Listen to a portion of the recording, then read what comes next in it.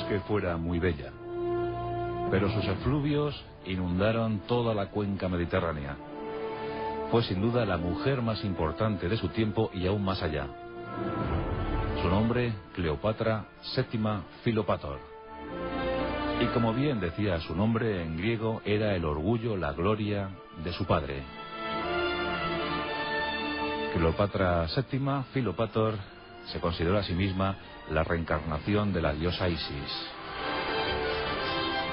El poder máximo sobre el antiguo país del Nilo, el antiguo imperio de los faraones. Ella fue la última representante de los Ptolomeos. Con ella se fue una estirpe, una forma de entender la existencia. Los ptolemaicos venían de una raíz. Ptolomeo, aquel que fue biógrafo y amigo personal del mismísimo Alejandro Magno. De hecho, cuando éste falleció en Babilonia, cedió Egipto a su amigo. Y este instauró un linaje que perduró más de 3 siglos.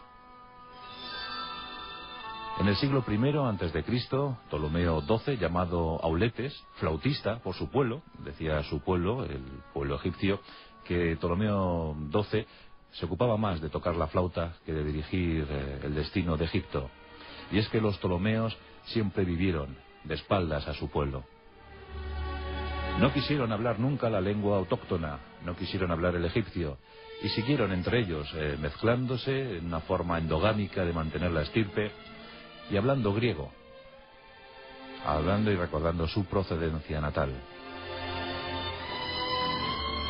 Ptolomeo XII tuvo varios hijos, entre ellos Ptolomeo XIII y XIV, y bueno, pues algunas hijas como Arsinoe o las Cleopatra VI y VII, pero era esta última la favorita sin duda alguna. Una niña que recibió una educación esmeradísima, que se formó en la dialéctica de Diógenes, que aprendió historia, matemáticas, filosofía, música, que aprendió múltiples idiomas. Era una xenoglosia consciente, era políglota, y además el detalle que la unió más a su pueblo fue que aprendió el idioma natal, el idioma autóctono de los egipcios, pero junto a este el idioma de los trogloditas. Aprendió arameo, aprendió hebreo y por supuesto latín. Cuando tenía tan solo 13 años, ella había nacido en el 69 a.C., fue presentada en sociedad y todo el mundo, toda la corte la consideró ya una auténtica intelectual.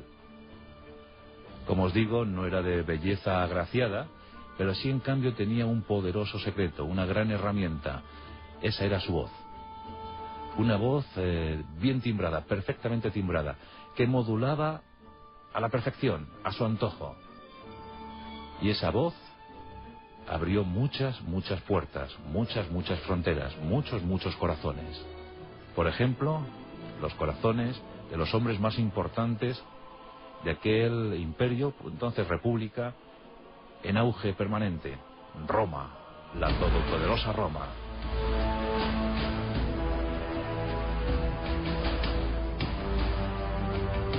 Cleopatra era mujer, y eso era muy difícil para el siglo I a.C. Por tanto, debió utilizar diferentes armas de seducción para mantenerse en el trono sin ser asesinada, sin ser víctima de las conjuras, y sobre todo, pues uniéndose a los hombres más fuertes de su tiempo. Y de ese modo unió su destino al del mismísimo Julio César, el gran arquitecto del Imperio Romano. El hombre que dio sentido a una civilización. Enamoró a César. Todos recordamos aquella escena del esclavo entrando con una inmensa manta enrollada, una curiosa forma de entrar en palacio, de presentarse ante César, desenrollando aquella manta, se descubrió la efigie, la persona de Cleopatra VII Filopator. Radiante, seductora, convencida de su destino, supo llevarse a su corazón y a la cama al mismísimo Julio César, y con él concibió un hijo, Cesarión. Y tras Julio César llegó el gran amor de su vida, Marco Antonio, Junto a él navegó por Turquía en su inmensa galera real. Una galera pintada de púrpura que asombró al mundo, engalanada con las mejores y los mejores ornamentos de Egipto. La gran reina del Nilo manejaba a la perfección las técnicas de maquillaje de la época. Pintaba sus venas, su frente, sus ojos. Sabía empolvar sus párpados, su nariz, esa nariz de la que tanto habló Pascal. Decía el célebre filósofo, si esa nariz hubiese sido un poquito más corta y respingona, sin duda hubiese cambiado la faz del planeta. Pero tanto glamour no podía ir caminando con paso franco por el mundo. Y enseguida surgieron los enemigos.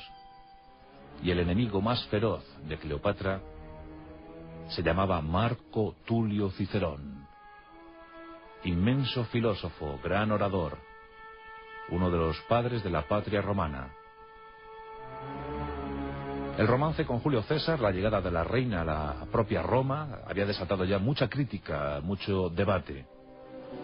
Tras la muerte de Julio César, en ese año 44 a.C., Cleopatra tuvo que huir de Roma y fue escoltada por el mejor hombre de Julio César, Marco Antonio. Marco Antonio era un hombre bruto, estaba embrutecido por la guerra, por el combate. Estaba casado con Octavia, una perfecta romana, pero Marco Antonio ansiaba poder, quería dominar Oriente. Embrutecido, borrachín, pendenciero, pronto se fijó en la que había sido amante de su líder. Y con ella yació, y con ella disfrutó de la vida. Pero eso no les libró de las encendidas críticas de Cicerón, que se dirigía al pueblo romano, con discursos muy bien elaborados. Ahí están las célebres 14 cartas filípicas. En esas cartas, Cicerón llegó a decir: Cleopatra es reina de rameras. Es una bruja que mediante sortilegios embauca a todos aquellos que se acercan a ella. Es una mujer lasciva que disfruta con orgías, que se acuesta con miles de hombres. Sin duda alguna, Cesarión no es hijo de César, sino es el fruto de alguna fiesta casquivana de esta ramera. Aquellos predicamentos encontraron eco en la población romana, que llegó a odiar profundamente a Cleopatra por haberse unido a César y por haber hechizado a Marco Antonio. La disgregación, el desmembramiento del Imperio Romano era más que evidente.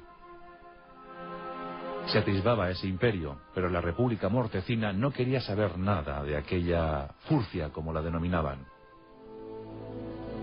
Hubo una auténtica campaña propagandística contra la figura de Cleopatra, pero ella, ajena a todo esto, seguía fomentando su amor con Marco Antonio y seguía cimentando el gran imperio de Oriente. Se proclamaron dioses y tuvieron hijos, incluso gemelos. Fue una historia bellísima de amor. Una historia que se cerró bruscamente en la batalla de Actium en el 31 a.C. Octavio Augusto, sobrino nieto de César, asumió el mando y se convirtió en el primer emperador, en el primer Augusto. Y con sus tropas se plantó en Alejandría. Cleopatra VII se sabía perdida y preparó con todo detalle sus funerales. Marco Antonio se suicidó y Cleopatra le siguió al poco. Aquellas dos doncellas prepararon a su reina con cuidado exquisito. La maquillaron con dulzura. La ciñeron sus mejores galas. Vestida de oro, esperó pacientemente que una cobra real egipcia, un áspid, hiciera su trabajo. Y ésta lo hizo a la perfección. Cuando Octavio Augusto, el último hombre al que